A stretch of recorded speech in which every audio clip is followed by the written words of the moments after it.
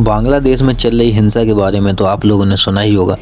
आज हम बांग्लादेश में चल रही कंट्रोवर्सी के बारे में पूरी बात करेंगे, तो प्लीज वीडियो पर लास्ट तक बने रहिएगा। ये हिंसा क्यों हो रही है, इसकी वजह क्या है, कब से चल रही है, सारी बात आज इस वीडियो में होने वाली है, तो वीडियो को लास्ट तक जरूर देखिएगा।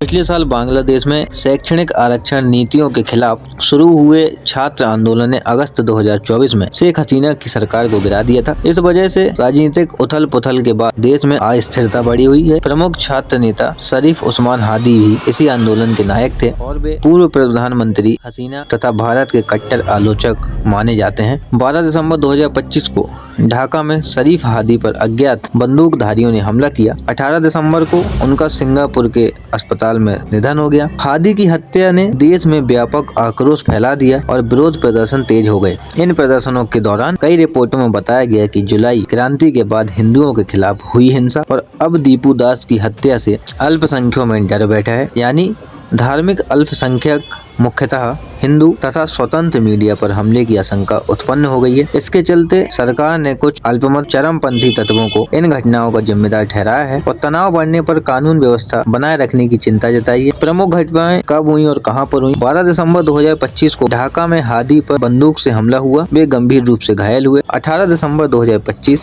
सुबह हादी की गोली लगने से हुई जख्मों के कारण सिंगापुर के अस्पताल में उनकी मृत्यु हो गई। उनकी मृत्यु की खबर से देश में शोक और गुस्सा फैल गया। 18 दिसंबर ढाका के करवान बाजार में प्रदर्शनकारियों ने प्रमुख समाचार पत्र प्रथम एलो और द डेली स्टार के कार्यालयों को आग के हवाले कर दिया। इसी रात मध्यम सिंह जिले के भालुका उप जिला में एक भीड़ ने दीपू चंद दास नामक 25 वर्षीय एक हिंदू युवक पर हमला किया और उसे पीट कर मार डाला। बाद में उसकी लाश पेड़ से बांधकर जिंदा जला दिया गया। बाद में पुलिस ने पुष्टि की कि दास पर धार्मिक अपमान के आरोपों की कोई पुष्टि नहीं हुई। 19 दिसंबर 2025 हादी के समर्थकों ने विरोध प्रदर्शन जारी किए। राजधानी ढाका के अलावा गाजीपुर, सिरहट और चट्टग्राम जैसी शहरों में भी हजारों लोग इकट्ठा हुए और न्याय दो ऐसे नारे लगाए। प्रदर्शनकारियों में कई सड़कें जाम हुई। कई जगह प्रदर्शनकारियों ने भारत विरोधी नारों के साथ भारतीय राजदूतावास की ओर मार्च करने की कोशिश की। 20 दिसंबर 2025 देशव्यापी शोक दिवस मनाया गया और अधिकांश सार्वजनिक आयोजन स्थगित रहे। सरकार ने कानून व्यवस्था बनाए रखने के लिए सेना और अर्धसैनिक बल तैनात किए। साथ ही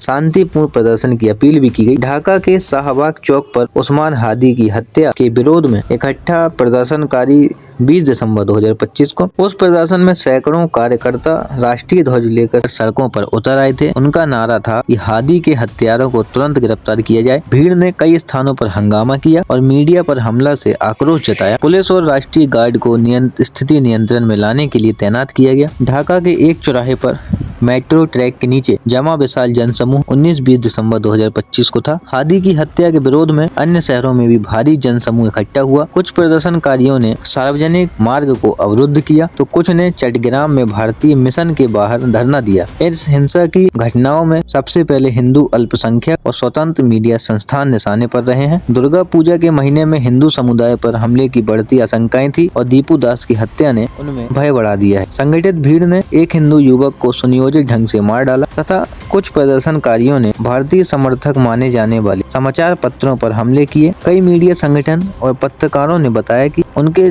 जान से मारने की उनको धमकियां मिली। पत्रकार सुरक्षा समूहों ने चेतावनी दी है कि ऐसे हमले प्रेस की स्वतंत्रता पर प्रहार। अन्य बौद्धिक और नागरिक समूहों की भी जांच पड़ताल की। अब इसमें सरकार की क्या प्रतिक्रिया रही। बांग्लादेश की कार्यवाहक सरकार नामी अर्थशास्त्री मोहम्मद यूनुस नेतृत्व की सरकार में हिंसा की कड़ी निंदा की है। सरकार ने इसे ऐतिहासिक लोकतांत्रिक संक्रमण के इस महत्वपूर्ण समय में अराजक फैलाने वाले आतंकी तत्व बताया है और नागरिकों से संयम बनाए रखने की अपील की है। सरकार ने स्पष्ट किया है कि पत्रकारों पर हमले सच्चाई पर हमला है और दोषियों को कड़ी सजा दिलाने का वादा है। पुलिस ने झड़पों के बाद 31 संदिग्धों की पहचान की और 9 को उसमें से गिरफ्तार भी किया। साथ ही मयमनसिंह लीचिंग की घटना के लिए भी आरोपियों को जांच जारी की है। अब इस पूरे मामले में इंटरनेशनल क्या रिस्पॉन्स आया है। संयुक्त राष्ट्र ने स्थिति को गंभीर माना है। यूएन मानवाधिकार उच्चायुक्त वोल्कर टर्क ने इस हत्या पर बहुत गहरी चिंता जताई और उन्होंने दोषियों के खिलाफ शीघ्र और जल्द ही जांच की अपील की। यूएन की नीति एवं शांति संस्थाओं में शांतिपूर्ण संवाद की सलाह दी। मानवाधिकार संगठन एमनेस्टी इंटरनेशनल ने हादी की हत्या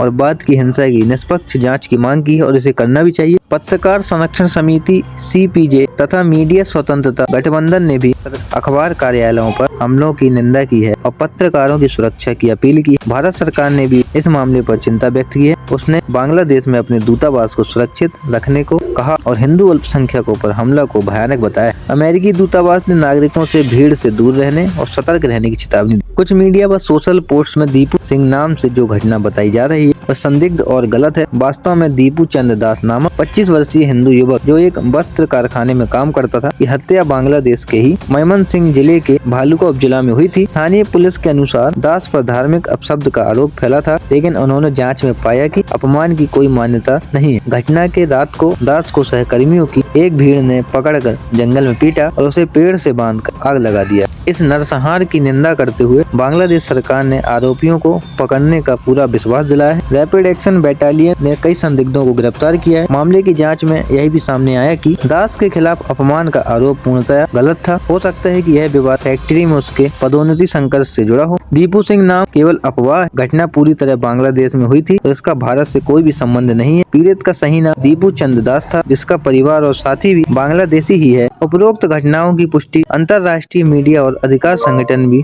कर चुके हैं। बांग्लादेश स्थित प्रमुख समाचार माध्यमों और एजेंसियों की रिपोर्टिंग के अनुसार ये तैयार किया गया है। क्या आपको इस बारे में पहले पता था? अगर वीडियो आपको अच्छी लगी तो प्लीज वीडियो को लाइक करिएगा और ऐसे और वीडियोस देखने के लिए हमारे चैनल को आज ही सब्सक्राइब करें। और बांग्लादेश पर ये जो घटना हुई, क्या ये सही था? इस पे अपनी राय दें और हमें कमेंट करके जरूर बताएं। मिलते हैं नेक्स्ट वीडियो पर, तब तक के लिए जय हिंद, वंदे मातरम।